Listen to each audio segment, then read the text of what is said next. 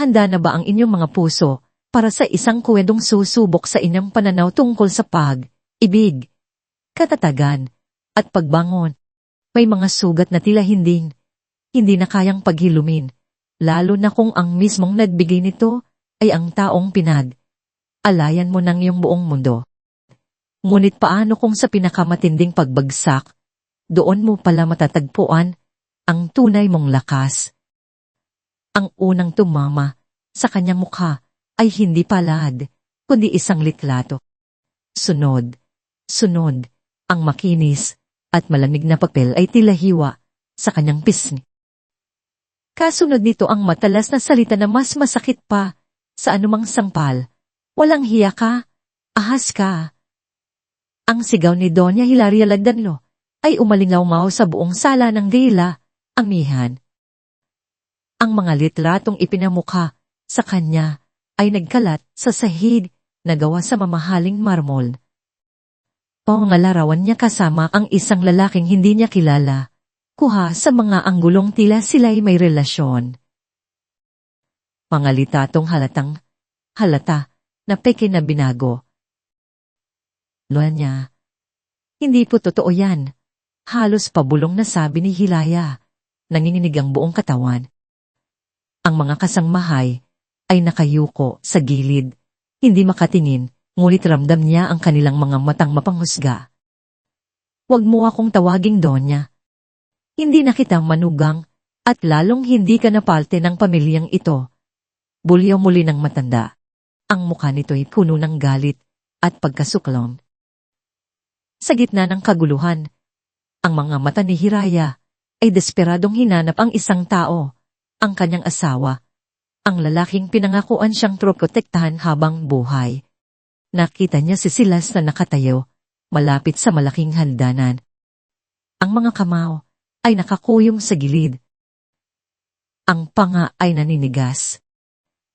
Silas, tawag niya. Ang boses ay basag at puno ng pagmamakaawa. Sabihin mo sa kanila. Sabihin mo sa ina mo na hindi totoo yan. Silas, mahal, maniwala ka sa akin. Isang saglit na katahimikan ang namayay. Tumingin si Silas sa kanya at, sa isang iglap, nakita ni Hiraya ang isang bagay sa mga mata nito na mas dumurog sa kanyang puso kaysa sa mga sigaw ng kanyang biyenan. Iwas, walang pagtatanggol, walang asa. Ibinaling nito ang tingin sa sahig. Tila ba ang pagtingin sa kanya ay isang mabigat na kasalanan. At sa katahimikan na yon, alam na ni Hiraya ang kanyang kahihinatnan. Tapos na ang lahat. Ano pang tinatayo? Ayun ninyo, riyan. Utos ni Doña Hilaria sa dalawang kasangmahay. Kalagkarin ninyo ang babaeng iyan. Palabas, at dalhin ninyo ang mga basura niya. Isang maleta lang ang tinutukoy nito, isang maleta na kanina pa pala nakahanda sa tabi ng pinto. Plinano na pala ang lahat. Naramdaman ni Hiraya ang marahas na paghawak sa kanyang mga braso. Hindi na siya pumalag. Para saan pa? Ang lakas niya ay tila sinipsip ng malamig na tingin ni Silas. Habang kinakalagtad siya palabas, ang bawat hakbang ay parang 1,000 karayong na tumutusok sa kanyang talampakan. Nadanan niya ang mga larawan ng kanilang kasal na nakasabit sa dingding. Ang masaya nilang mga ngiti na ngayon ay isa na lamang mapait na alaala. Pagbukas ng malaking pinto na gawa sa Nara, bumuhos ang malakas na ulan kasabay ng malamig na hangin ng gabi. Itinulak siya palabas at natumba siya sa basang semento ng driveway. Ang kanyang maleta ay ibinato sa tabi niya at bumukas ito ng bag. Huwag na ninyang papasukin ng babaeng iyan, kahit kailan. Iyon ang huling narinig niyang utos mula kay Doña Hilaria bago ang marahan, ngunit matunog na pagsara ng malaking pinto. Ang tunog na yon ang siyang tuluyang nagwasak sa kanya. Naiwan si Hiraya sa labas. isa sa gitna ng humahagupit na ulan. Ang damit niya ay agad na nabasa, dumidikit sa kanyang katawan, na naninginig, hindi lang dahil sa lamig, kundi dahil sa matinding sakit at pagkapahiya. Dahan-dahan na siyang tumayo, niyakap ang sarili, at tumingala sa bintana ng kanilang silid, na dati ay sa kanilang dalawa ni Silas. Nakita niya ang anino ng kanyang asawa, nakatayo, nakatingin sa labas, ngunit hindi man lang gumawan ng kahit anong hakbang para tulungan siya. Tuon na bumuhos ang kanyang mga luha, humahalo sa walang tigil na patak ng ulan.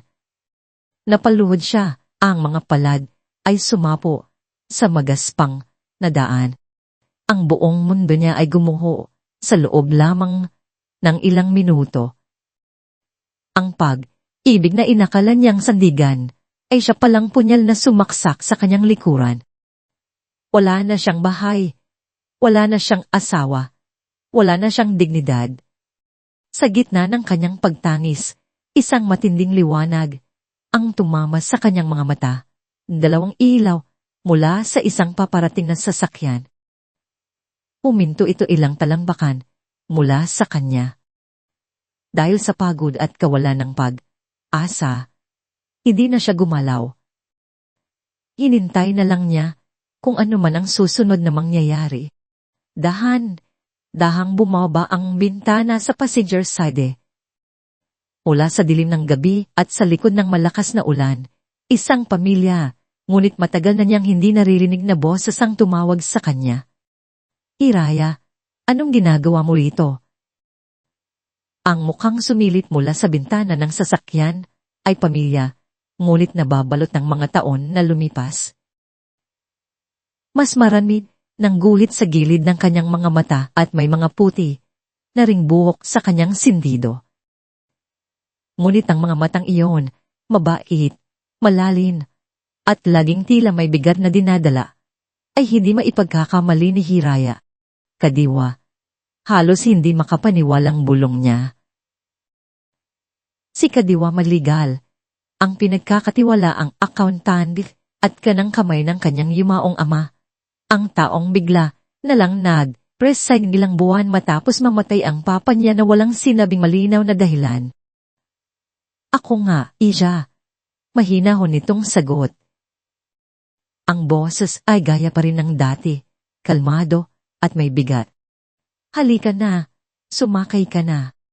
Magkakasakit ka sa ulan. Nananatili si Hiraya sa kanyang kinatatayuan. Ang pag-aalinlangan ay mas matindi pa kaysa sa ginaw na nararamdaman. Bakit siya narito? Paano siya nahanap? Sa lahat ng tao, bakit siya? Ang isip niya, napuno ng mga tanong. Baka naman, inutusan din siya ni Doña Tilaria. Isa na namang bitag. Tila nabasa ni Kadiwa ang tumatakbo sa kanyang isip. Huwag kang mag-alala, Hiraya. Wala silang kinalaman dito. Nandito ako para sa'yo at para sa papa mo. Ang pagbanggit sa kanyang ama ang siyang nagpabago sa lahat. Kahit anong pagdududa ang mayroon siya, ang alaala ng kanyang ama ay laging konektado sa tiwala niya kay Kadiwa. Dahan, tila isang robot na naubusan ng lakas. Pinulot niya ang basang maleta at naglakad papunta sa sasakyan. Pinagbuksan siya nito ng pinto sa likod. Ang biyahe ay tahimik. Tanging ang tunog lang ng humahagubit na ulan at ang wiper ng sasakyan ang maririnig. Si Hiraya ay nakatingin lang sa labas ng bintana. Pinagmamasdan ang mga ilaw ng lungsod ng Malaya na naglalaho sa likod ng mga patak ng tubig. Katulad ng kanyang kinabukasan na biglang naging malaw. Huminto sila sa harap ng isang maliit at simpleng apartment building. Hindi ito magarbo, hindi tulad ng Bella Anihan, ngunit mukha itong malinis at tahimik. Inalalayan siya ni Kadiwa, paakyat sa isang unit sa ikalawang palapag. Pagpasok nila, isang maliit, ngunit maayos na sala ang bumungad sa kanya. Ang lahat ay nasa lugar, malinis ligtas. Ibinaba ni Kadiwa ang kanyang maleta at agad na kumuha ng isang makapal na tuwalya. Magpunas ka muna at magpalit ng damit, sabi nito habang iniabot sa kanya ang tuwalya. May mga damit diyan sa aparador na hindi pa nagagamit. Gamitin mo na muna. Ipagtitimpla kita ng mainit na tsaa. Sinunod na lang ni Hira ang lahat. Pumasok siya sa kwarto. Nagpalit ng tuyong damit at lumabas na may hawak na isang tasa ng mainit na tsaa na naghihintay sa kanya. Umupo siya sa maliit na sofa at doon, sa init na dala ng tsaa at sa katahimikan ng apartment, nagsimula na namang mamuo ang mga luha sa kanyang mga mata. Ano bang nagawa kong mali, Kadiwa? Umihikbing tanong niya. Minahal ko si Silas. Ibinigay ko ang lahat. Bakit? Bakit nila ginawa sa akin? Oh. Hindi agad sumagot si Kadiwa. Hinayaan lang siya nitong ilabas ang lahat ng sakit. Hinayaan siyang umiyak hanggang sa mapagod. Nang medyo kumalma na siya, umupo ito sa silyang nasa tapat niya. Ang mga mata ay puno ng awa at lungkot. Wala kang ginawang mali, Hiraya. Mahinahon nitong sabi.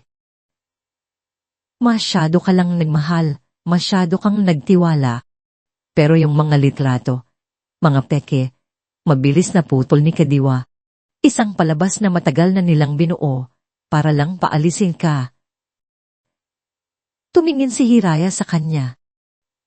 Ang pagkalito ay malinaw sa kanyang mukha. Palabas? Para saan? Dahil lang ba? Ayaw sa akin ni Doña Hilaya. Dahil lang ba doon? Umiling si Kadiwa, isang malungkot na ngiti, ang sumilay sa kanyang mga labi. Sana ganun lang kasimple, Iya. Sana, simpleng pagkamuhi lang ang dahilan. Tumayo ito, at kinuha ang isang lumang leather briefcase na nakapatong sa mesa. Mula roon, inilabas niya ang isang manipis na folder. Pumalik ito sa pagkakaupo at maingat na inilapag ang folder sa mesang nasa pagitan nila.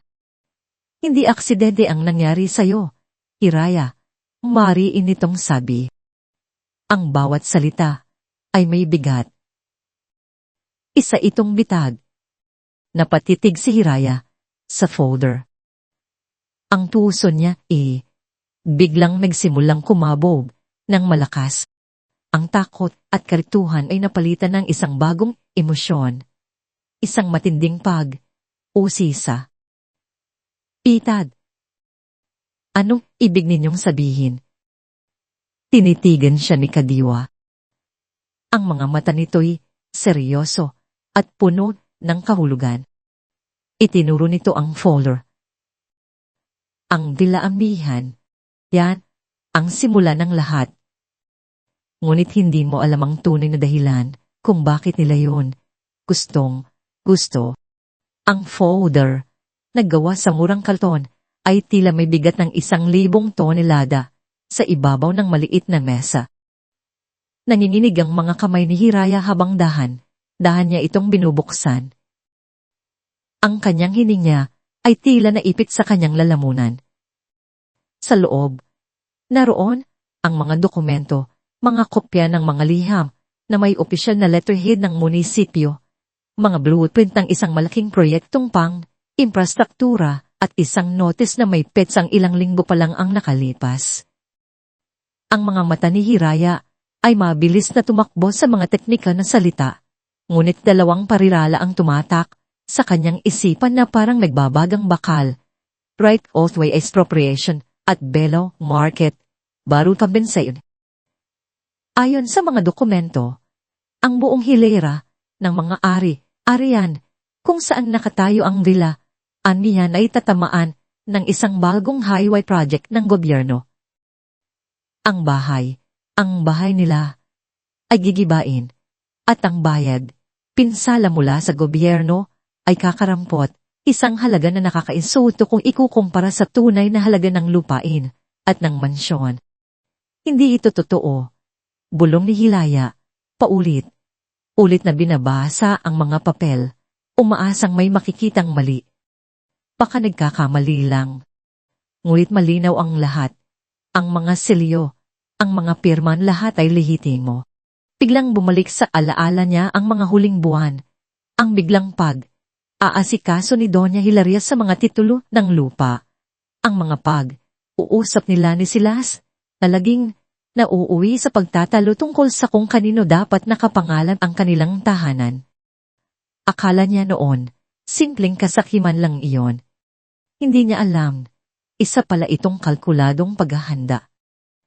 Isang alaala ang biglang sumagi sa kanyang isip.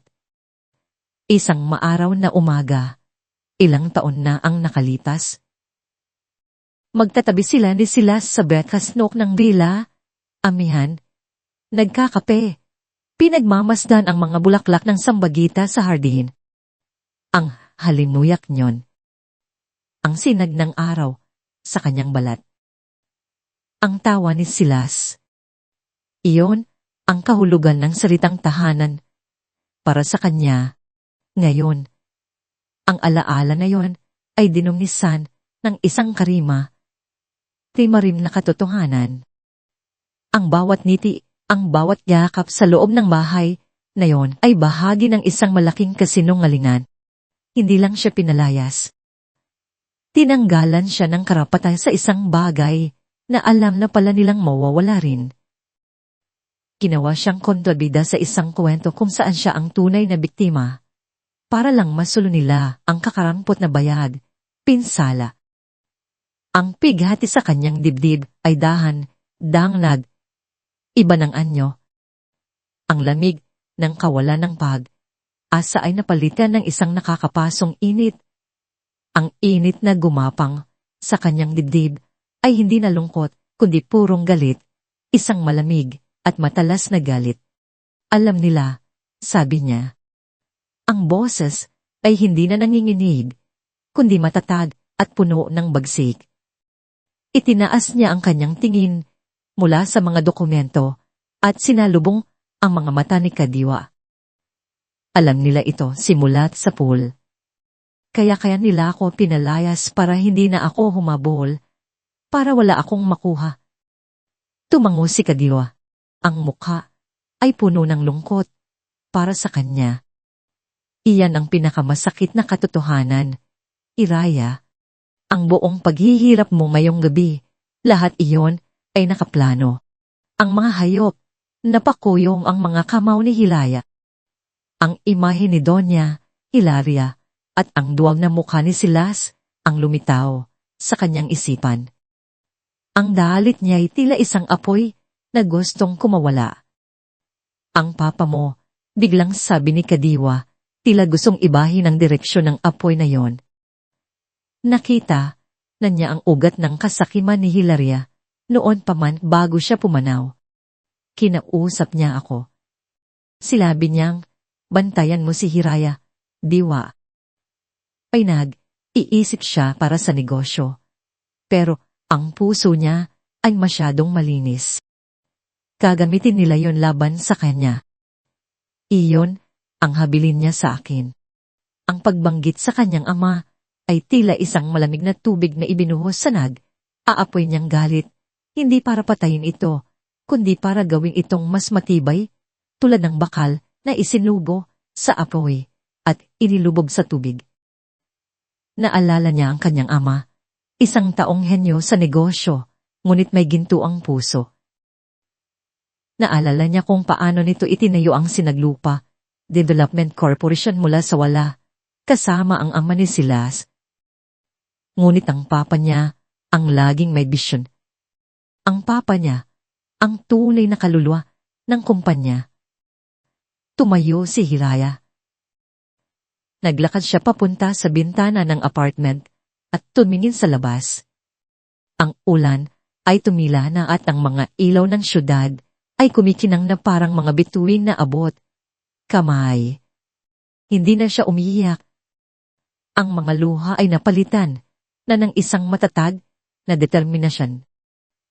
Ang bahay, ang lila, amihan, isa na lamang itong simbolo ng panilinlang. Hindi na niya yon kailangan. Ang kailangan niya ay isang bagay na mas malaki, isang bagay na tunay na kanya, ang pamana ng kanyang ama. Umarap siyang muli kay Kadiwa. Ang kanyang mga mata ay nagliliyab sa isang bagong layunin. Hindi na ang bahay ang kukunin ko, deklara niya. Ang bawat salita ay matigas at puno ng paninindigan. Ang buong kumpanya, pabawiin ko ang nararapat na sa akin. Isang maliit, ngunit puno ng asang ngiti ang gumuhit sa mga labi ni Kadiwa. Tila ito na ang mga salitang matagal na niyang hinihintay na marinig. Tumango ito. Kinuha ang isa pang folder mula sa kanyang briefcase, isang mas makapal na folder. Alam kong yan ang sasabihin mo, sabi ni Kadiwa. Inilapag niya ito sa mesa. Kung ganoon, kailangan nating magsimula. Ito ang mga pangalan ng mga taong tulad mo, ay biktima rin ng kasakiman ni Doña Hilaria. Sila ang magiging mga unang kakambi mo, ang amoy ng bagong timplang kape at mamahaling later ang bumatik kay Doña Hilaria Lagdanio. Pagpasok niya sa kanyang opisina kinabukasan. Ang sahig na gawa sa dark mahogany ay kumikinang sa sinag ng araw na tumatagos mula sa floor. Ceiling glass window na tanaw ang buong lungsod ng Malaya. Ito ang kanyang kaharian. Ang bawat sulok ng Sinaglupa Development Corporation ay nagpapaalala sa kanya ng kanyang tagumpay. Umupo siya sa kanyang malaking silya sa likod ng malawak na mesa, isang ngiting naglalaro sa kanyang mga labi habang dahang humihigop ng kape. Maayos ang lahat. Perpekto. Ang sagabal na nagnangalang Hiraya ay naalis na. Ang plano para sa villa, amihan, ay tumatakbo ng walang aberya. Sa wakas, ang lahat ng pinaghirapan niya ay mapupunta na sa kanya lamang. Good morning, Doña Hilaria. Ang boses ng kanyang anak na si Silas ang pumutol sa kanyang pagmumuni. Pumasok ito sa opisina, pilit ng humingiti, ngunit ang bigat sa kanyang mga balikat at ang paningitin sa ilalim ng kanyang mga mata ay hindi maitatago. Umupo ka, anak, sabi ni Doña Hilaria. Ang boses ay malambing, ngunit may bahid ng uutos.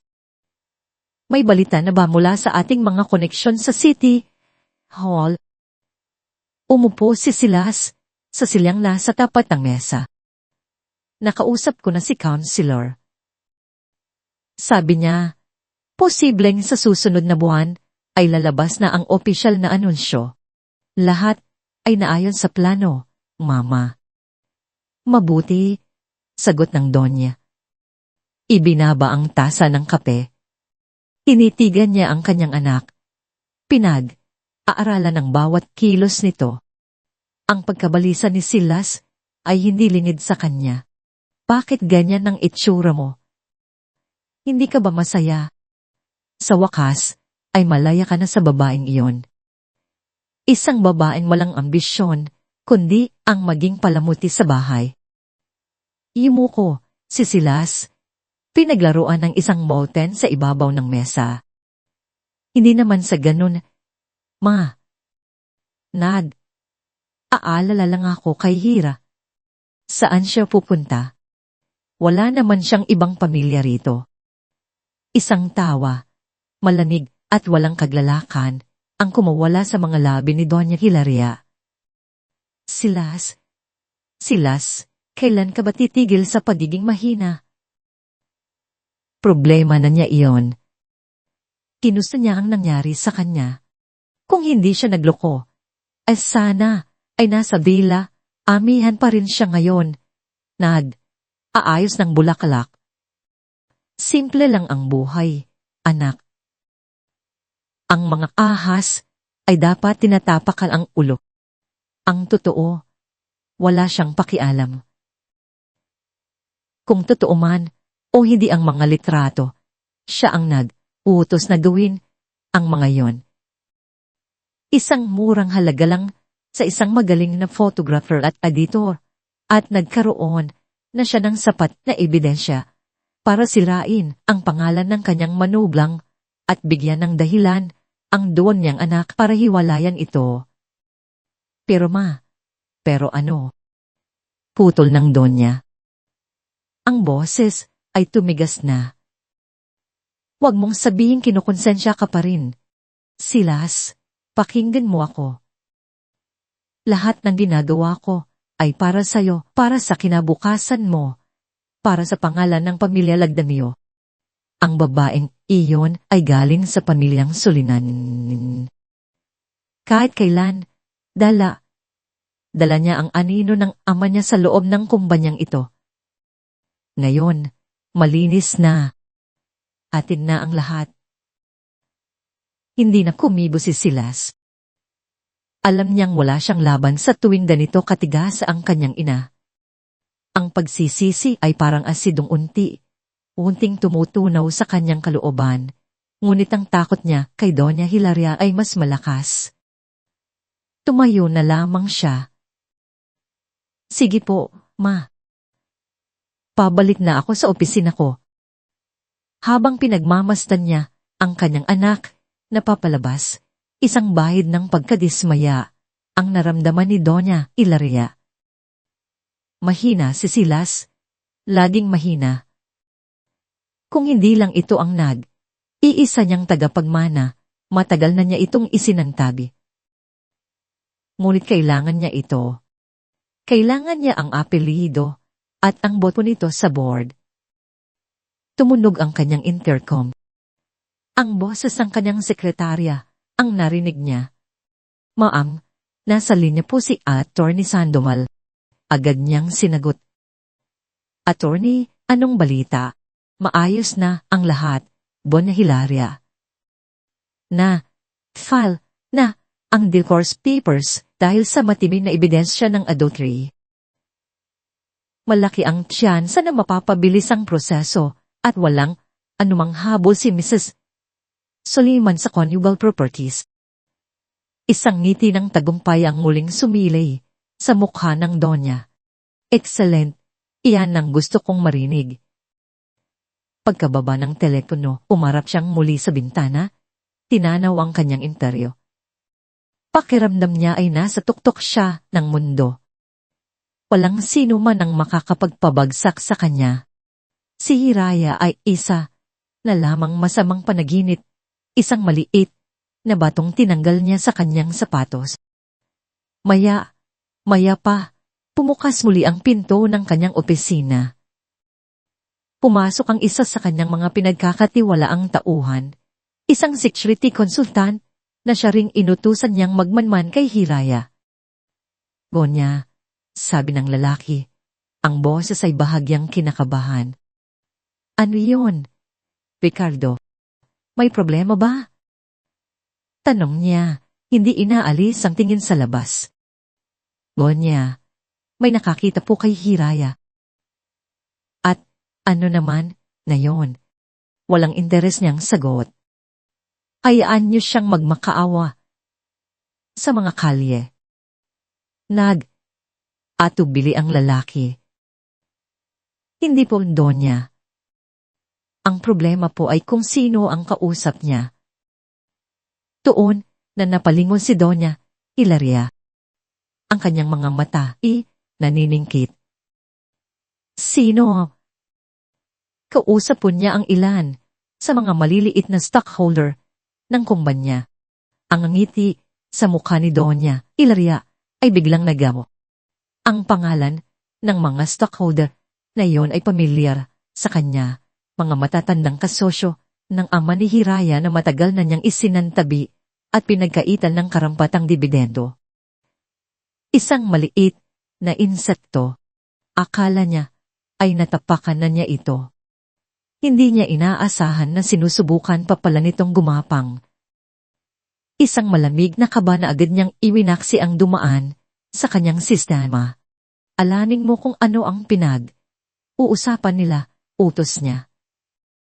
Ang boses ay kalmado, ngunit may nakatagong panganib. Alamin mo, ang bawat galaw niya. Hindi ko gusto ng anumang sorpresa. Ang listahan sa kamay ni Hiraya ay tila isang mapa, patungo sa isang imposibleng destinasyon. Ang mga pangalan ay pamilyar, mga dating kaibigan at kasosyo ng kanyang ama, ngunit ngayon sila ay mga estranghero na nababalot ng takot sa ilalim ng kapangyarihan ng pamilya Lagdanio. Ang una nilang pinuntahan ay si Sandoval, isang makapangyarihang negosyante na may malaking bilang ng shares. Ang bahay nito ay tila isang kuta na papalibutan ng matataas na padel at isang bakal na tarangkahan. Hindi pa man sila nakakababa ng sasakyan ay hinarang na sila ng gwardya. At nang sabihin ni Hiraya ang kanyang pangalan, ang sagot na bumalik mula sa intercom ay mabilis at walang paligoy-ligot. Sabihin mo sa kanya, wala kaming dapat usapan. Iyon ang malamig na boses ni Sandoval. Wala akong interes sa anumang gulo. Wala akong laban kay Doña Hilaria. Pagkatapos noon, pinatay na ang linya.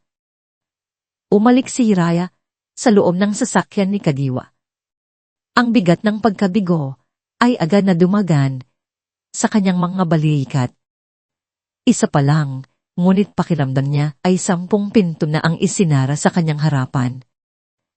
Ganito po ba kahirap? Tanong niya kay Kadiwa. Ang boses ay nanginginig. Paano ko sila makukumbinsi kung ako mismo durog pa? Paano sila maniniwala sa akin kung ang buong mundo ay naniniwalang isa akong masamang babae? Tumingin sa kanya si Kadiwa. Ang mga mata nito'y malumanay. Naalala ko ang papa mo noong nagsisimula pa lang ang sinaglupa. Panimula nito, may isang malaking investor na ayaw maniwala sa proyekto niya. Pinagtatawanan siya, minamaliit. Pero alam mo ba ang ginawa ng papa mo? Umiling si Hiraya. Hindi siya sumigaw. Hindi siya nakipagtalo. Pumasok siya sa opisina ng investor na yon. Hindi dala ang galit, kundi dala ang mga numero, ang mga plano, at ang katotohanan. Sinabi niya sa akin, Diwa, ang katotohanan ay parang araw. Kahit anong pilit mong takpan ng palad mo, ang liwanag nito'y sisingaw pa rin sa pagitan ng iyong mga daliri. Hindi sa lakas ng boses na panalunan ng papa mo ang mga laban niya, Hiraya, kundi sa katotohanan ng ebidensya at sa sinseridad ng kanyang puso. Ang mga salitang iyon ay tumagos sa puso ni Hiraya. Napatingin siya sa susunod na pangalan sa listahan, Aling Corazon Viuda, de Villaflor, isang biyuda na asawa ng isa sa mga pinakaunang partner ng kanyang ama. Ang bahay ni Aling Corazon ay kabaligtaran ng kay Sandoval. Ito'y maliit, simple, ngunit napapalibutan ng isang hardin na puno ng mga namumulaklak na rosas. Sila mismo ang pinagbuksan ng matanda, isang babaeng may malumanay na mukha, ngunit may bakas ng lungkot sa mga mata. Sa una, nag-aalinlangan si Aling Corazon. Ngunit nang magsimulang magkwento si Hiraya, hindi bilang isang negosyante na nanghihingi ng boto, kundi bilang isang babaeng nasaktan at niloko. Unting lumambot ang anyo ng matanda. Alam ko po ang pakiramdam na mawalan, Aling Corazon, sabi ni Hiraya. Ang boses ay puno ng sinseridad. At alam ko rin po ang pakiramdam malukuhin ng mga taong pinagkatiwalaan mo. Doon na inilabas ni Kadiwa ang mga dokumento, mga maluwang financial statement, mga stock certificate, at mga minutes of the meeting mula maraming taon na ang nakalipas. Ipinaliwanag niya ng dahan, kung paano, pagkatapos mamatay ng asawa ni Aling Corazon, ay unting minanipula ni Doña Hilaria ang halaga ng stocks ng kumpanya na naging dahilan para ibenta ng matanda ang karamihan sa kanyang shares sa napakamurang halaga. Sa aakalang malulugi na ang sinaglupa. Habang tinitingnan ni Aling Corazon ang mga papel, ang kanyang mga kamay ay nagsimulang manginig. Ang lungkot sa kanyang mga mata ay napalitan ng sakit at pagkatapos ay ng tahimik na galit. Dalawang babae mula sa magkaibang henerasyon. Isa ng iisang sakit na dulot ng kasakiman ng iisang tao. Ang akala ko, nagsimulang magsalita ang matanda. Ang boses ay galgal. Ang akala ko ay tinutulungan niya ako noon. Sabi niya, ililigtas niya ang naiwan sa akin ng yumaong asawa ko. Tuningin si Aling Corazon kay Hiraya. At sa pagkakataong iyon, hindi na siya isang estranghero. Isa na siyang kakampi. Sa wakas, may isang taong nakikinig. May isang taong lumalaban. Kumuha ng pluma ang matanda. Sa isang piraso ng papel na tinatawag na proxy, nanginginig niyang isinulat ang pangalan ni Hiraya Suliman at nilagdaan nito ang maliit niyang porsyento ng shares. Kapag ipinagsama sa iba pa, ay maaaring maging simula ng isang malaking pagbabago. Paglabas ni Hiraya at Kadiwa mula sa bahay ni Aling Corazon, papalubog na ang araw. Ngunit para kay Hiraya, pakiramdam niya ay ngayon pa lang ito sumisikat. May pag-asa. Isang maliit na sinag, ngunit sapat na. Nagpasalamat siya ng taos, puso kay Kadiwa habang naglalakad siya sa tabi ng kalsada para hintayin itong paandarin ng sasakyan. Isang pakiramdam ng kapangyarihan, isang bagay na matagal na niyang hindi naramdaman ang nagsimulang mabuhay sa kanyang kalooban. Kaya niya palang lumaban. Ngunit ang pakiramdam na yon ay biglang naputol. Sa kabilang banda ng kalsada, nakasandal sa isang pamilyar na itim na sasakyan, ay isang anino na kilala niya. Nakatayo roon si Silas. Hindi na maayos ang kanyang danit. Ang buhok ay bahagyang magulo, at ang kanyang mukha ay puno ng isang emosyong hindi mabasa ni Hiraya, isang pinaghalong pagsisisi, takot, at pag-aalinlangan. Nakatingin ito ng diretso sa kanya. Ang puso niyang nagsisimula palang humilom, ay tila muling binuksan. Mula sa kabilang kalsada, pinanood ni Silas si Hiraya. Nakita niya ang uusap nila ng matandang babae, ang abot ng papel, at higit sa lahat, ang isang kislap sa mga mata ni Hiraya na matagal na niyang hindi nakikita, determinasyon. Hindi na iyon, ang babaeng basa sa ulan, at wasak na iniwan niya sa labas ng kanilang tarangkahan. Ang babaeng nasa harap niya ngayon, ay may bagong apoy na sa hindi maipaliwanag na dahilan. Kinabahan siya, para rito, at para sa sarili niya. Kailangan niya itong makausap. Kailangan niyang ipaintindi. Iyon ang sinasabi niya sa sarili.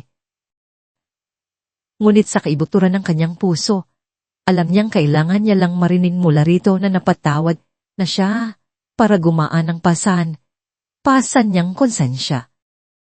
Tumawid siya. Bawat hakbang ay parang may bigat na kaganang nakakabit sa kanyang mga paa. Naramdaman niya ang pagbabago sa hangin nang makita siya ni Hiraya. Ang pag-asa sa mukha nito ay napalitan ng isang malamig at walang emosyon na maskara. Anong ginagawa mo rito, Silas? Tanong ni Hiraya. Ang boses ay kalmado, ngunit ang kalamigan yon ay tumagos hanggang sa kanyang kaluluwa. Hira, gusto ko lang sanang. Nagsimula siya, ngunit ang mga salita ay tila ayaw lumabas.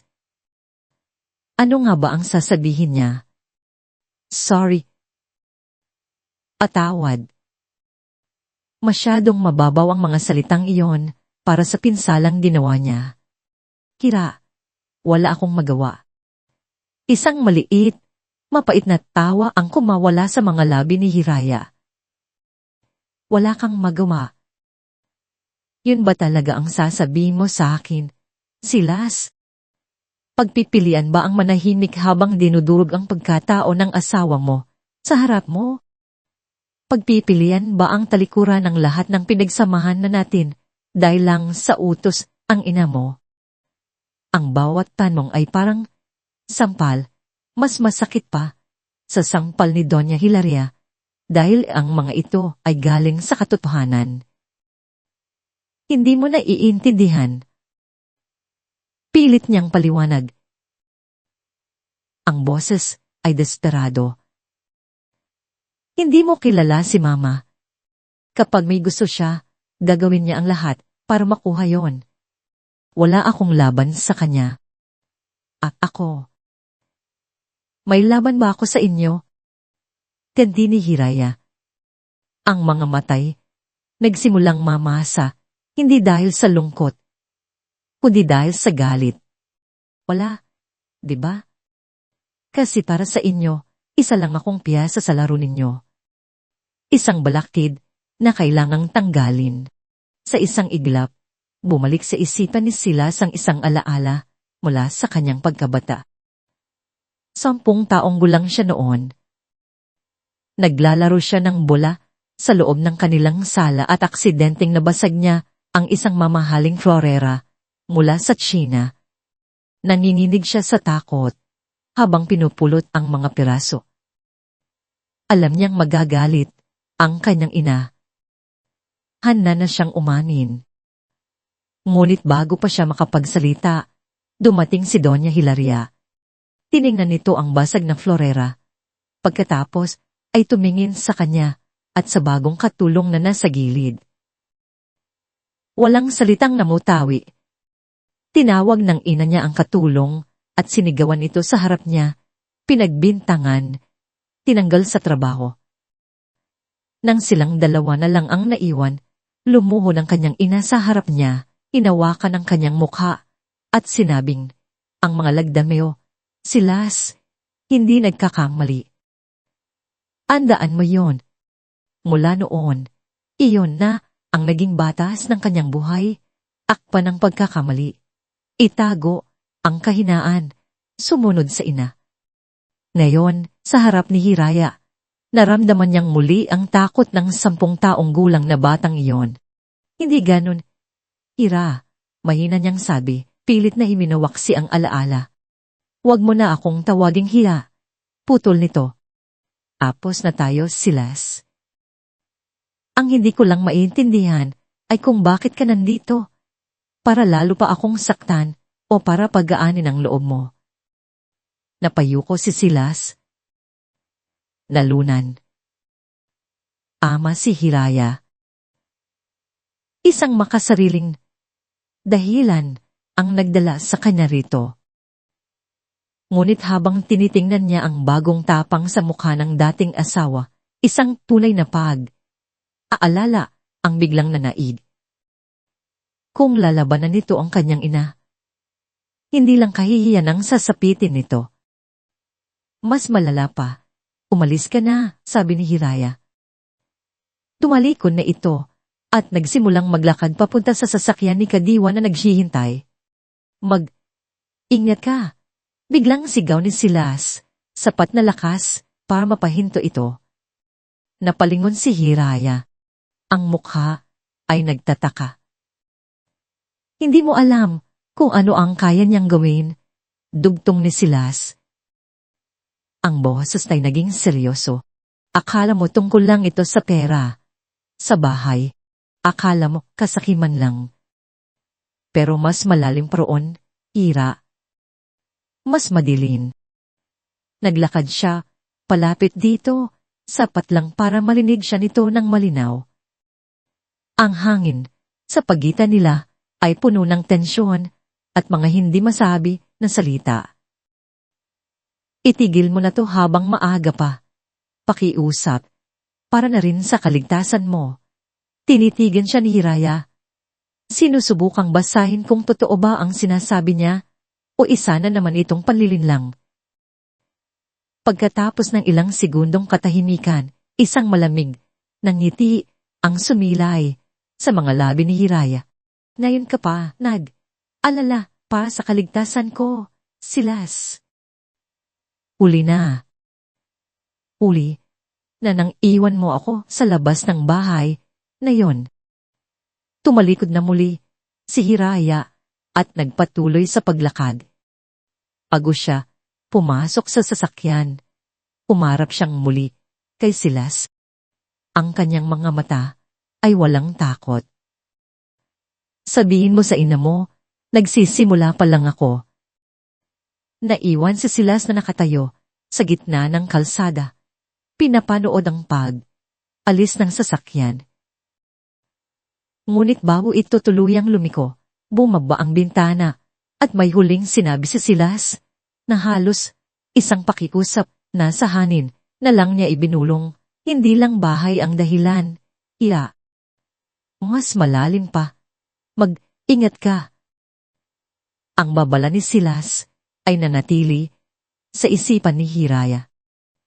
Sa mga sumunod na araw, isang malamig na anino ang bumabagabag sa kanya.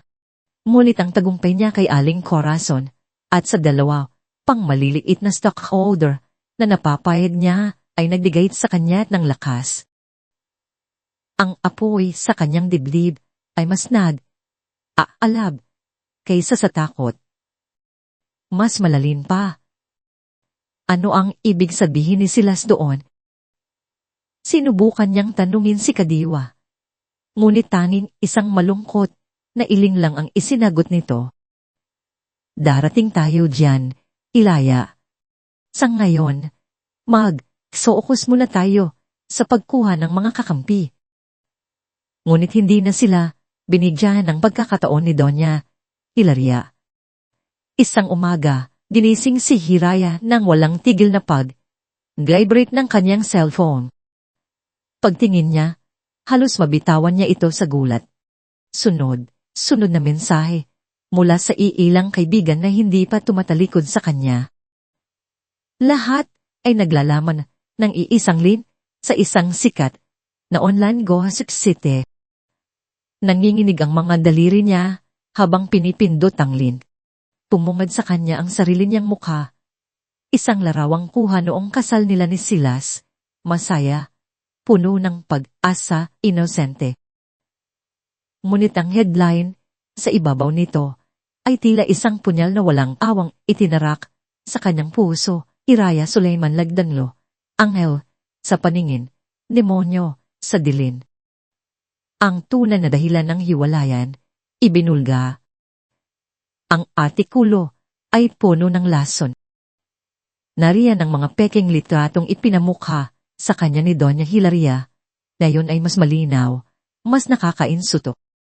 May mga panayam pa mula sa mga source na malapit daw sa pamilya Lagdano, mga kasambahay na binayaran para magsinungaling na nagsasabing madalas daw may bisitang lalaki si Hiraya kapag wala si Silas. Ang buong kuwento ay binuo para palabasin na siya ang kontrabida, isang mapanlinlang na asawa na sinayang ang kabaitan ng pamilyang kumukop sa kanya. Ang pinakamasakit na bahagi ay ang pahayag mula sa kampo ni Doña Hilaria. Labis po ang aming kalungkutan sa nangyari, sabi ng isang abogado. Nais lang po sana naming ayusin ito ng pribado para sa kapakanan ni Silas Lagdanyo na labis na nasaktan, ngunit tila may mga taong gustong sirain ang reputasyon ng pamilya para sa pansariling interes. Ang alintana ay halos magpasuka kay Hiraya. Itinapon niya ang cellphone sa kaman na para bang ito'y aapol. Umahagulgol, niyakap niya ang kanyang mga tuhod. Ito na ba iyon? Ito na ba ang ganti ni Doña Hilaria? Hindi sa tera, hindi sa korte, kundi sa isang bagay na hindi niya kayang ipagtanggol. Ang kanyang pangalan, ang kanyang dignidad. Sa loob ng ilang oras, ang kanyang pangalan ay naging usap Usapan sa buong syudad, trending sa social media. Ang mga komento ay walang awa. Gold digger, sabi ng isa. Ahas. Kawawa naman si Sir. Silas, sabi ng isa pa, ang bawat salita ay isang batong ipinukol sa kanya. Kahit nasa loob lang siya ng apat, na sulok ng apartment ni Kadiwa. At pagkatapos, nagsimula na ang mga tawag. Ang una ay mula kay Aling Corazon. Iya, pasensya ka na, sabi ng matanda. Ang boses ay puno ng takot. Ang mga anak ko, ayaw na akong madamay. Natatakot sila para sa negosyo nila. Iya, babawiin ko muna ang Roxy. Pasensya ka na talaga. Hindi pa man nakakasagot si Hiraya, pinatay na ang linya. Sumunod ang dalawa pa, pareho ang dahilan, akot na madamay sa isang iskandalong makasisira sa kanilang mga pamilya at negosyo. Sa isang iglap, ang mga kakamping pinaghirapan niyang makuha ay naglaho na parang bula. Naiwan si Hiraya na nakaupo sa sahig, katulala sa kawalan. Ang katahimikan sa apartment ay mas nakakabingi kaysa sa inay ng mundo sa labas. Ang apoy na aalab sa kanyang dibdib, ilang araw lang ang nakalipas ay tila isang kandilang biglang hinipan ng malakas na hangin. Pagdating ni Kadiwa ng hapong iyon, nadatnan siya nitong nasa ganoong posisyon pa rin. Walang init, walang luha. Angin, isang blankong ekspresyon na mas masakit tingnan kaysa sa anumang pag-iyak. Hiraya, mahinang tawag ni Kadiwa. Tuon lang siya tumingala. Ang kanyang mga matali walang buhay. Isang matabang na ngiti ang sumilay sa kanyang mga labi. Galing niya, ano? Sabi niya, ang boses ay mahina at paos. Ang galing niyang maglaro. Hindi niya ako siniraan sa paraan na pwede kong kasuhan. Sinira niya ako sa isipan ng mga tao at doon wala akong panalo. Umupo si Kadiwa sa tabi niya. Huwag kang magsalita ng ganyan. Bakit hindi? Putol ni Hiraya. Ang boses ay biglang tumaas, puno ng pait at pagod. Tingnan ninyo ako, Kadiwa. Sino pa ang maniniwala sa akin ngayon? Sino pang kakampi sa isang babaeng ang tingin ng lahat ay makasalanan? Wala na. Wala na po. Tumingin siya ng diretso sa mga mata ng matanda. Ang mga luha na kanina pa niya pinipigilan ay nagsimula ng bumagsak. Tama na po, Kadiwa. Suko na ako. Nanalo na siya. Ang mga salitang suko na ako ay nanatiling nakabitin sa hangin. Tila isang mabigat na ulap ng usok sa loob ng maliit na apartment. Tinitigan ni Kadiwa si Hiraya. Ang babaeng nasa harap niya ay anino na lamang ng masiglang tagapagmana ng kanyang kaibigan. Ang apoy sa mga mata nito ay tuluyan nang namatay at ang naiwan ay ang malamig na abo ng pagkatalo. Alam ni Kadiwa na kung hahayaan niya ang sandaling ito na lumipas, tapos na ang laban. Ang lahat ng kasamaan ni Doña Hilaria ay mananaig. Ang pamana ng kanyang kaibigan at amo na si Don Carlos Suliman ay habang buhay ng mababaon sa limot. Hindi niya yon papayagan. Tumayo, Hiraya, ang boses ni Kadiwa ay hindi na malumanay. Tito'y matigas, may awtoridad, at puno ng bigat, isang boses na ngayon lang narinig ni Hiraya mula sa kanya.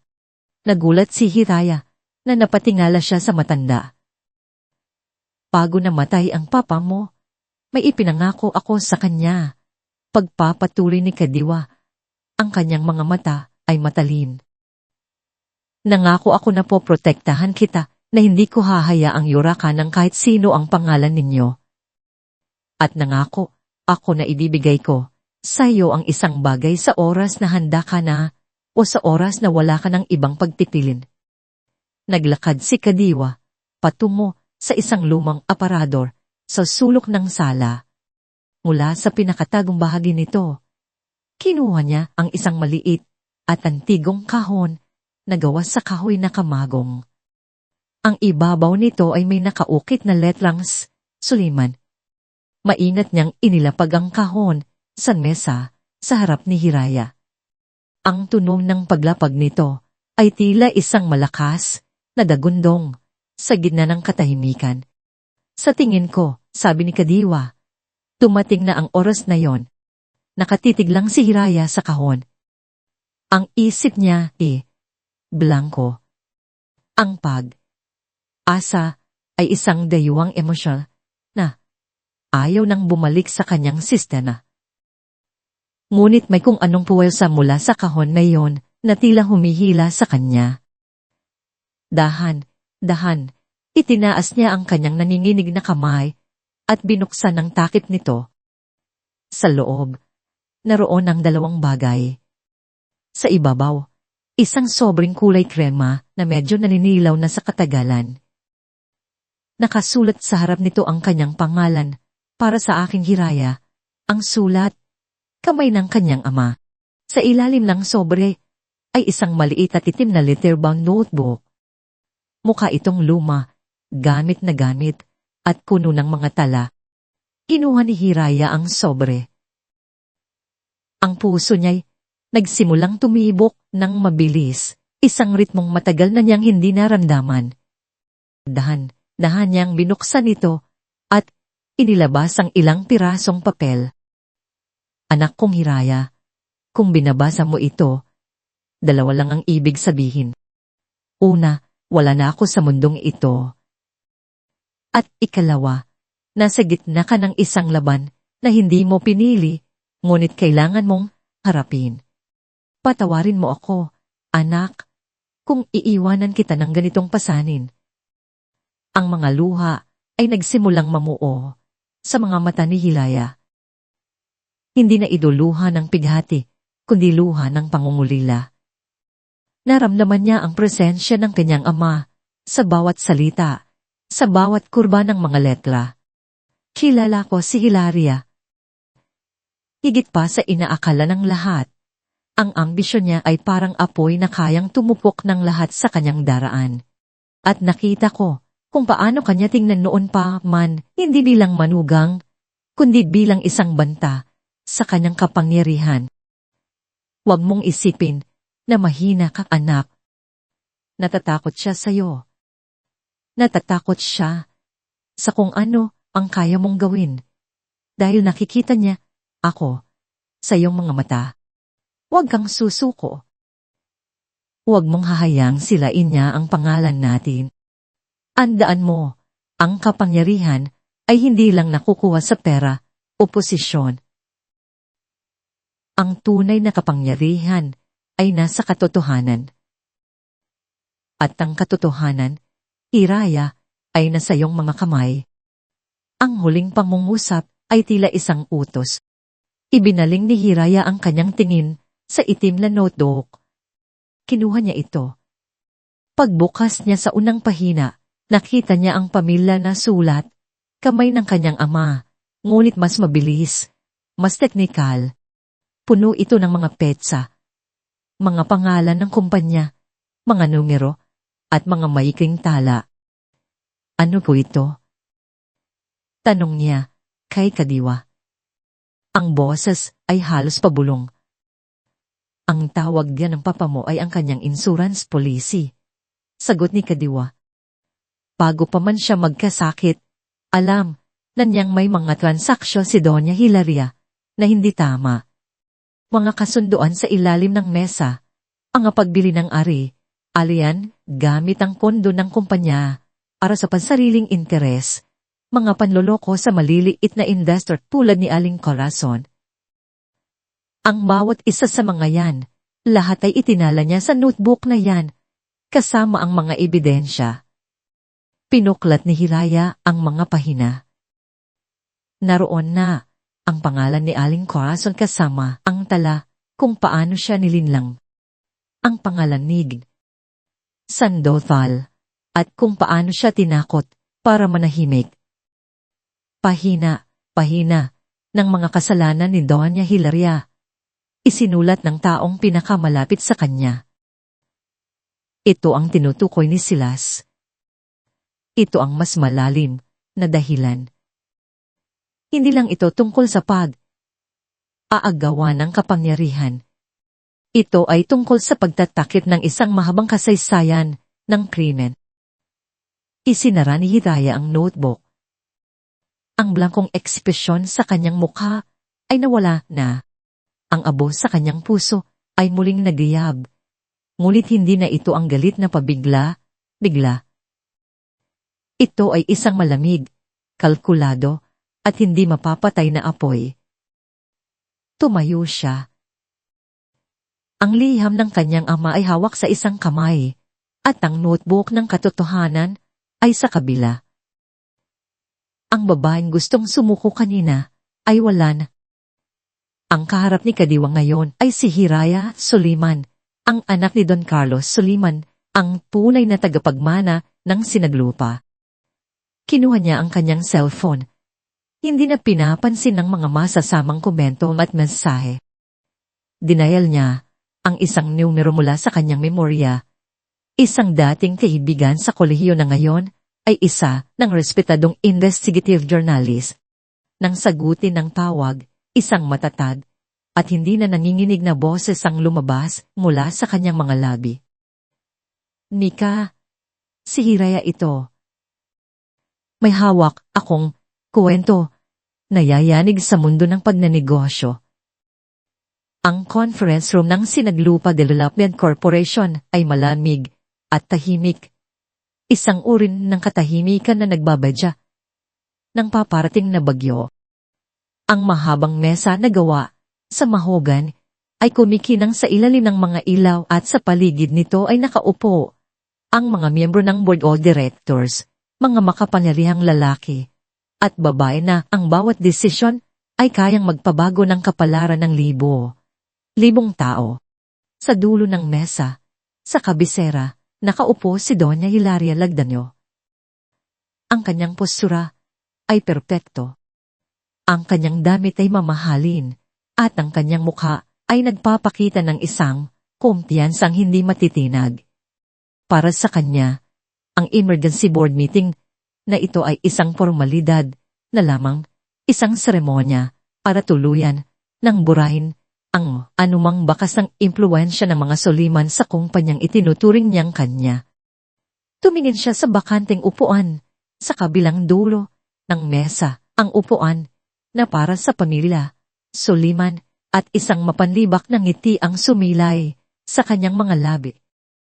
Sakto sa oras, bumukas ang pinto.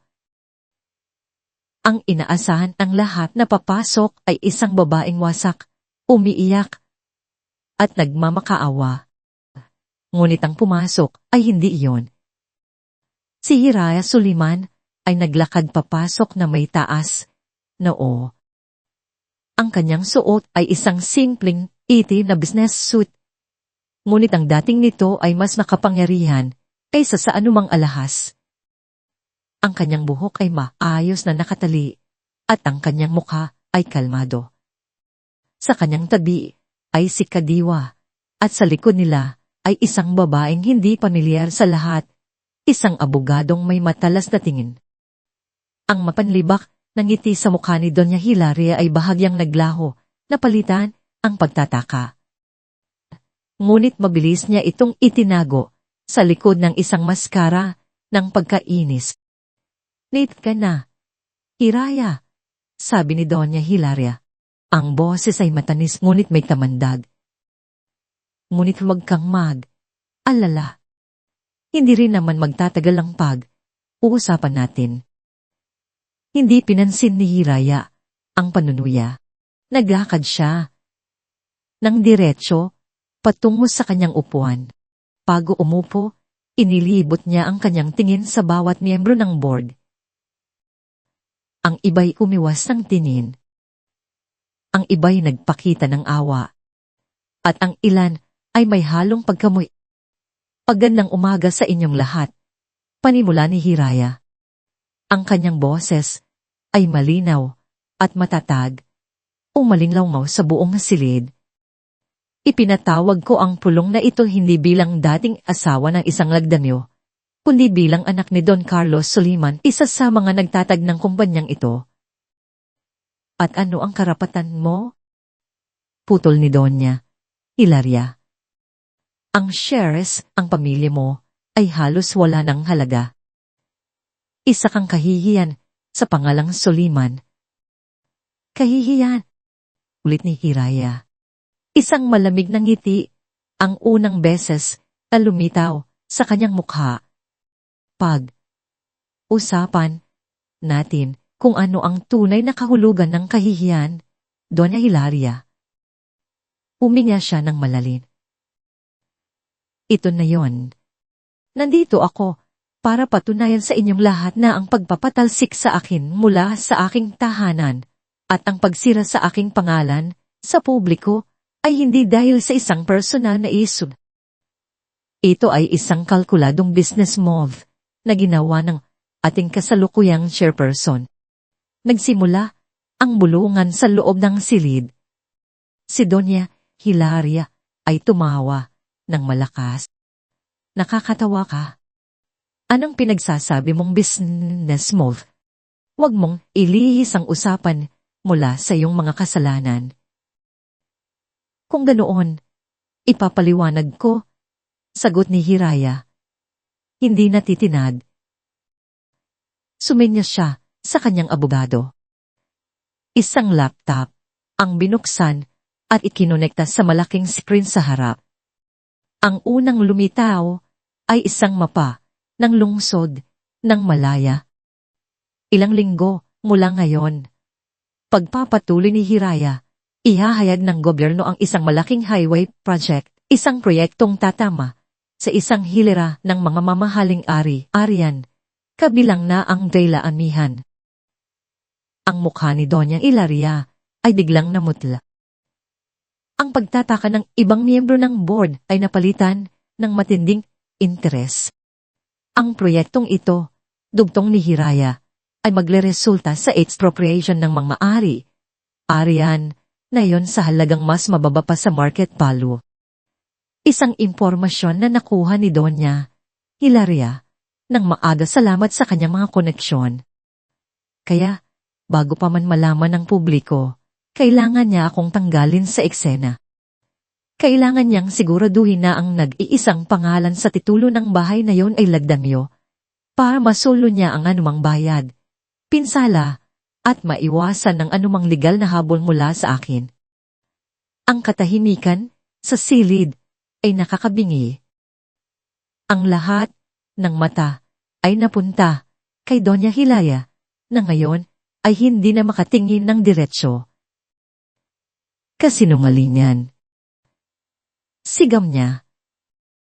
Ang boses ay bahagyang naninginig. Wala kang ebidensya. Mga haka mo lang yan. Tumingin si Hiraya sa kanya. Ang mga mata ay puno ng tawa, ngunit matatag. Tama ka. Sa ngayon, salita ko lang laban sa salita mo ang tungkol sa Dayla-amihan. Mahirap patunayan ng intensyon. Isang ngiti ng panalo ang muling bumalik sa mukha ni Doña Hilaria. Pero, pagpapatuloy ni Hiraya, ang kanyang boses ay biglang bumaba. Mas seryoso, mas mapanganib. Hindi lang yan. Sumenyas siyang muli sa kanyang abogado. Ang mapa sa screen ay nawala. Napalitan ito ng isang scan na imahe ng isang pahina mula sa isang lumang notebook. Isang pamilyar na sulat, kamay, mga numero, at ang pangalan ng isang miyembro ng board na nakaupo mismo sa lamesang iyon. Ang notebook na ito, sabi ni Hiraya, habang inilalabas ni Kadwa ang orihinal na itim na notebook mula sa isang briefcase, ay pag-aari ng aking ama. At sa loob nito ay ang talaan ng lahat ng kasalanan mo. Hindi lang laban sa akin, kundi laban sa kumpanyang ito. Ang imahe sa screen ay nagmisto lang isang bomba na sumabog sa gitna ng conference room. Ang bawat pahinang ipinapakita ay isang piraso ng katotohanan na unti-unting dumudurog sa pundasyon ng kapangyarihan ni Doña Hilaria. Project Crescent, Moon, March, isagisyan na tensyang natifolo, basa ng abogado ni Hiraya. Ang boses ay kalmado, ngunit matalas. Isang landil kung saan gumamit si Mrs. Hilaria Lagdamlo ng isang shell company para bilhin ng isang malaking lupain sa murang halaga. At pagtatapos ay ibinenta niya ito sa sinaglupa sa presyong triple ang taas. Ang perang ginamit sa paunang pagbili ay nanggaling mismo sa kaba ng kumpanya.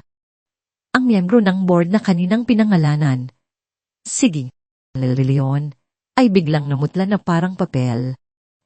Ang kanyang pangalan ay malinaw na nakasulat sa notebook bilang kasabwat. Sunod na relation, ang kickback mula sa mga kontraktor, mga stock, manipulation, para puwersahin ang maliliit na investor na magbenta. Ang bawat isa ay may kasamang petsa, numero, at perma. Mula sa mga dokumentong naitago ni Don Carlos Soliman, ang notebook ay hindi lang isang talaan. Ito ay isang ledger ng kasakiman. Hindi totoo yan. Desperadong sigaw ni Doña Hilaria, tumatayo. Ang kanyang mga kamay ay nanginginig habang nakatukod sa mesa. Gawa niyo lang iyan. Mga peke. Peke ba, Doña Hilaria? Tanong ni Hiraya. Ang boses ay nanatiling kalmado. Kung ganoon, bakit hindi natin ipasuri ang sulat, kamay ng aking ama sa mga eksperto? O, mas maganda, bakit hindi natin itanong ng diretso ang mga taong nandito mismo sa silid na ito? Tumingin si Hiraya kay Leon.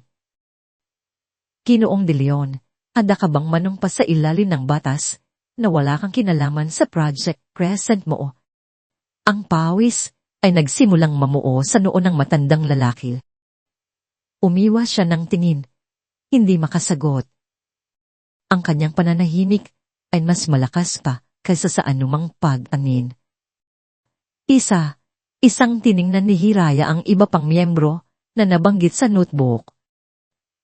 Ang kanilang mga mukha ay nagpapakita ng takot at pagkakasala.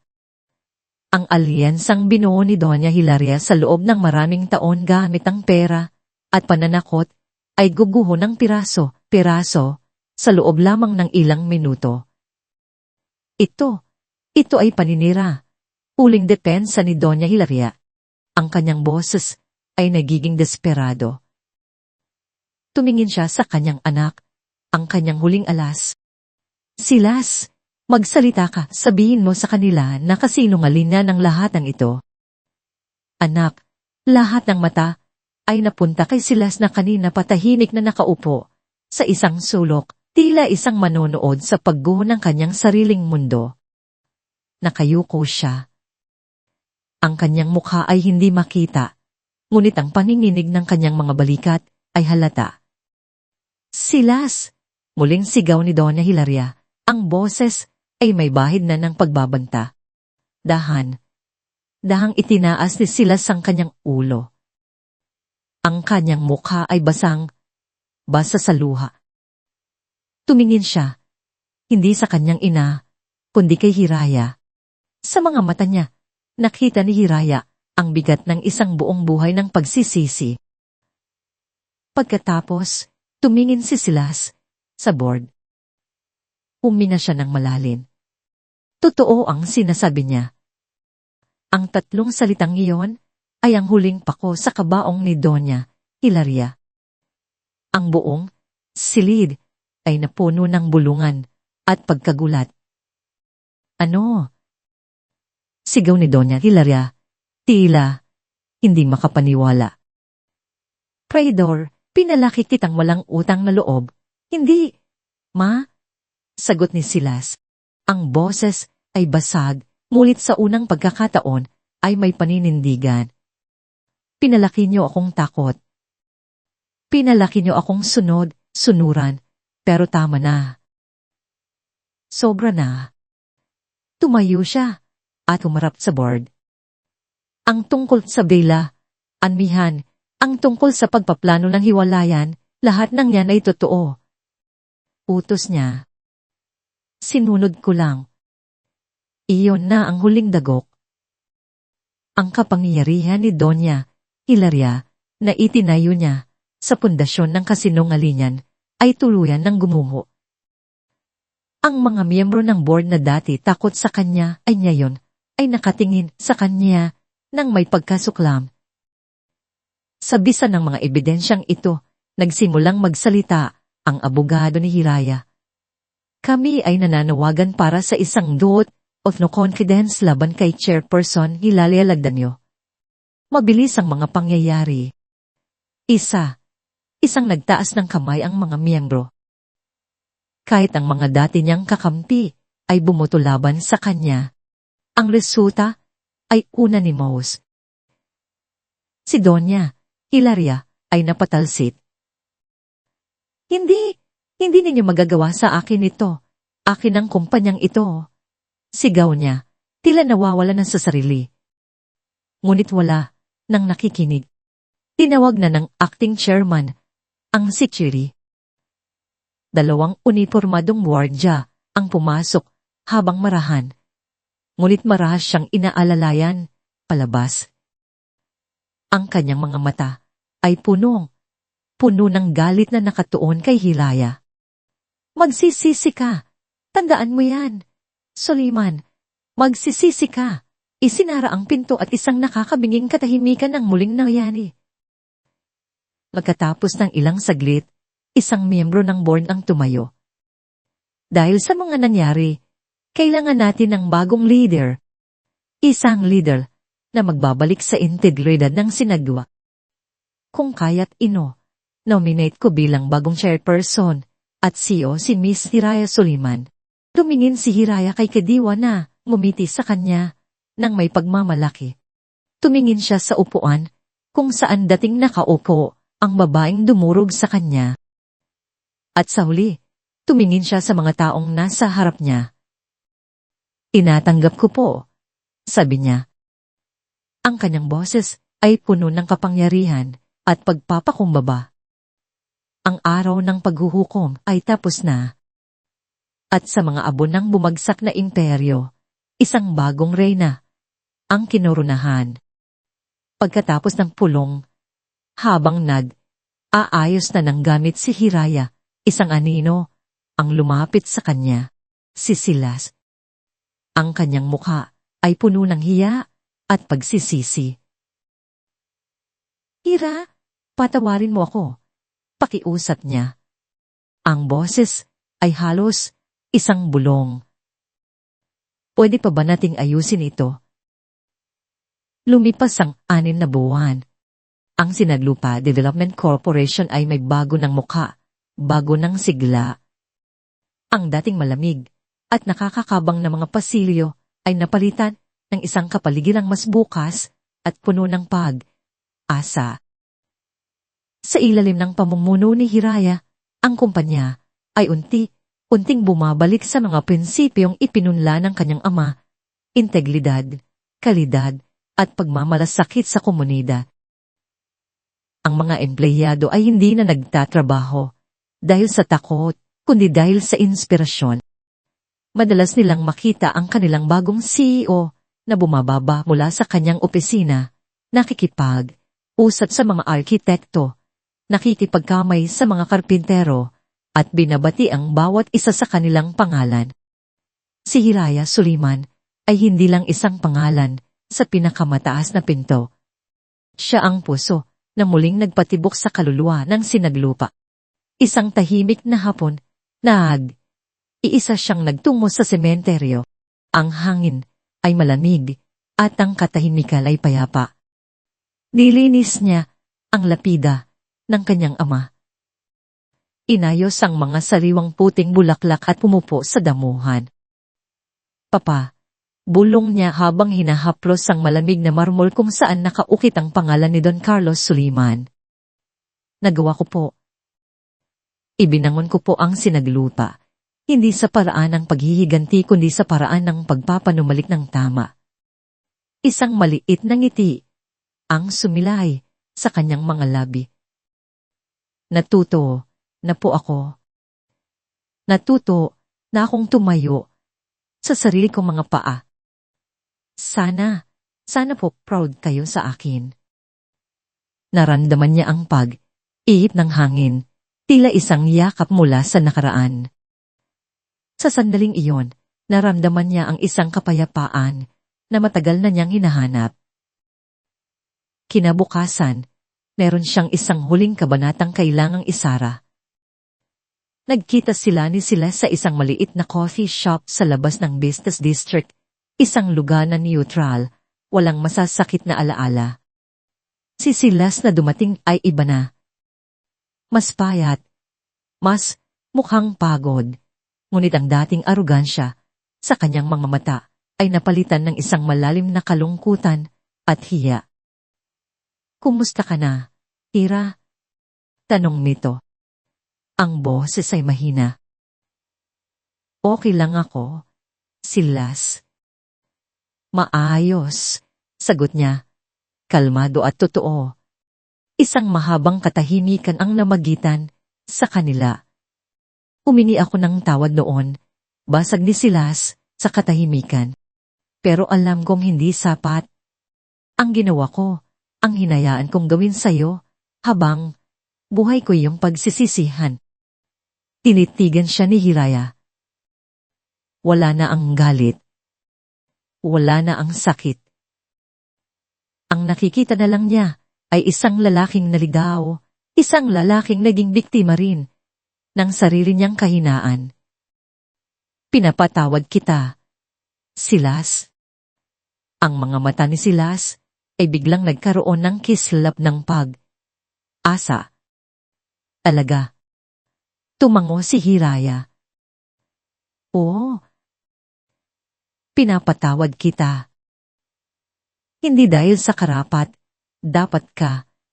Kundi dahil karapat, dapat akong maging malaya sa galit. Kailangan kong magpatawad para tuluyan na akong makalaya sa nakaraan. Kung ganoon, nagsimula si Silas, umaasa, pwede pa ba? Pwede pa bang bumalik sa dati? Isang malungkot, ngunit matatag na ngiti ang isinagot ni Hiraya. Hindi na, Silas. Bakit? Dahil ba sa ginawa ko? Kaya kong bumawi, Ira. Ipakikita ko sa'yo. Hindi, putol niya. Ang boses ay malumanayin, ngunit pinal. Hindi na pwede. Hindi dahil sa galit ako, kundi dahil sa nagbago na ako. Ang Hirayang minahal mo, o ang Hirayang sinaktan mo, wala na siya. Ako na ito. At buo na ako, Silas. Buo na akong mag-isa. Tuon na unawaan ni Silas ang lahat. Ang pagpapatawad na ibinigay sa kanya ni Hiraya ay hindi isang imbitasyon para bumalik, kundi isang pamamaalam, isang marangal na pagsasara ng kanilang aklat. Tumayo na si Hiraya. Sana mahanap mo rin ang sarili mong kapayapaan, Silas, at sana matuto kang tumayo para sa sarili mo. Iyon ang huli niyang sinabi bago siya tuluyang tumalikod at lumakad palayo. Hindi na lumingon pa. Nang gabing iyon sa kanyang opisina, tumayo si Hiraya sa balkonahe. Tinatanaw ang kumikinang ng mga ilaw ng lungsod ng Malaya. Ang syudad, na dati, tila isang halimaw na aalman sa kanya, ay ngayon, ay isang tanawing puno ng mga posibilidad. Hindi naging madali ang kanyang pagbangon. May mga peklat na mananatili. Ngunit ang mga peklat na iyon ang nagpapaalala sa kanya hindi ng sakit kundi ng katatagan. Natagpuan niya ang kanyang halaga, hindi sa pagmamahal ng iba, kundi sa pagrespeto sa kanyang sarili. Ang tagumpay niya ay hindi ang upo sa silyang iyon, kundi ang pagiging buo muli ng kanyang puso. Mas matalino, mas matatag, at mas handang magmahal muli sa tamang panahon, sa tamang paraan. Huminga siya ng malalim. Nilanghap ang malamig na hangin ng gabi. Isang pakiramdam ng kayaan at pasasalamat ang bumalot sa kanya. Hiraya manawari, bulong niya sa hangin. Sana, imatupad ang mga pangarap. At sa pagkakataong ito, alam niyang ang pangarap niya ay natupad na. At dito po nagtatapos ang kwento ni Hiraya. Isang kwento ng pagtitiis, paglaban, at higit sa lahat, pagbangon. Ang pinakamahalagang aral na iniiwan sa atin ng kanyang paglalakbay ay ito. Ang tunay na lakas ay hindi nasusukat sa kung paano tayo umiiwas sa pagbagsak, kundi sa kung paano tayo muling tumatayo, mas matatag at mas buo matapos ang bawat pagsubok. Maraming salamat po sa inyong walang sawang pagsubaybay at pakikinig. Sana po ay may napulot kayong inspirasyon sa kwentong ito. Ano po ang masasabi ninyo sa naging kapalaran ni Hiraya? At anong uri naman ng kwento ang gusto ninyong marinig sa susunod? I-comment niyo lang po sa ibaba at laging tatandaan, ang inyong boses ay mahalaga sa amin. Hindi dito nagtatapos ang ating paglalakbay. Marami pa pong kwentong kasing ganda at mas puno ng aral dito sa aming channel. Kung nagustuhan niyo ang kwentong ito, i-like, i-share sa pamilya at mga kaibigan at mag-subscribe na rin para lagi kayong updated sa mga susunod pa naming kwento. I-click nyo ang notification bell para kayo ang unang makarinig kapag may bago kaming upload.